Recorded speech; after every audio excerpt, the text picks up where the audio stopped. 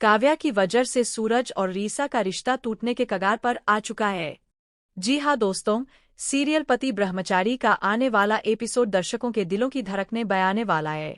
कहानी अब ऐसे मोड़ पर पहुंच चुकी है जहां हर रिश्ता परीक्षा के दौर से गुजर रहा है और हर किरदार के सामने उसकी सच्चाई उजागर होने वाली है। सूरज और रीसा दोनों ही इस वक्त बेहद परेशान हैं, क्योंकि हालात उनके काबू से बाहर होते जा रहे हैं। जिस रिश्ते को दोनों ने भरोसे, प्यार और सम्मान से जोड़ा था, वही रिश्ता अब गलतफहमियों और साजिशों की भेंट चढ़ने वाला है।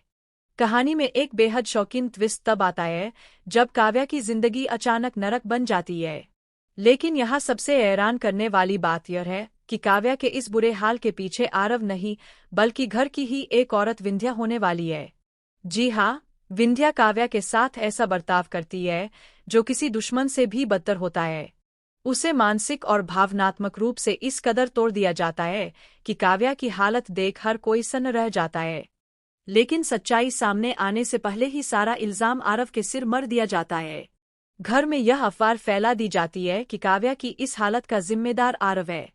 कहा जाता है कि उसी की वजह से काव्या टूट गई, बिखर गई और फिर मजबूर होकर अपना ससुराल छोड़कर मायके लौट आई। जब काव्या बदहवास हालत में सूरज के घर पहुंचती है तो उसका चेहरा, उसकी आंखें और उसका डर सब कुछ बयां कर देता है कि उसके साथ बहुत बड़ा जुल्म हुआ है। काव्या की हालत देखकर सूरज दायमा और घर के बाकी लोगों का खून खौल उठता है। सभी का गुस्सा एक ही शख्स पर फूटता है, ईशा पर।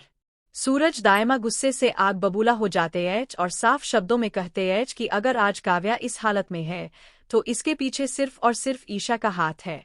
उनके मुताबिक ईशा ने ही काव्या की जिंदगी तबाह की है। बिना कोई सफाई सुने, बिना सच्चाई जाने, सूरज दायमा ईशा को घर से बाहर निकालने का फैसला कर लेते हैं। वह ईशा को घसीटते हुए घर से बाहर कर देते हैं और उस पल ईशा की आंखों में सिर्फ आंसू और टूटे हुए सपने रह जाते हैं। यही कहानी और भी ज्यादा दर्दनाक हो जाती है जब सूरज खुद ईशा से कह देता है कि अगर मेरी बहन की जिंदगी बर्बाद हुई है तो तुम भी मेरे साथ इस घर में नहीं रह। घर में यह अफवाह फैला दी जाती है कि काव्या की इस हालत का जिम्मेदार आरव है। कहा जाता है कि उसी की वजह से काव्या टूट गई, बिखर गई और फिर मजबूर होकर अपना ससुराल छोड़कर मायके लौट आई। जब काव्या बदहवास हालत में सूरज के घर पहुंचती है तो उसका चेहरा, उसकी आंखें और उसका डर सब कुछ बयां कर देता है कि उसके साथ बहुत बड़ा जुल्म हुआ है। काव्या की हालत देखकर सूरज दायमा और घर के बाकी लोगों का खून खौल उठता है। सभी का गुस्सा एक ही शख्स पर फूटता है, ईशा पर। सूरज दायमा गुस्से से आग बबूला हो जाते हैं और साफ शब्दों में कहते हैं कि अगर आज काव्या इस हालत में है तो इसके पीछे सिर्फ और सिर्फ ईशा का हाथ है।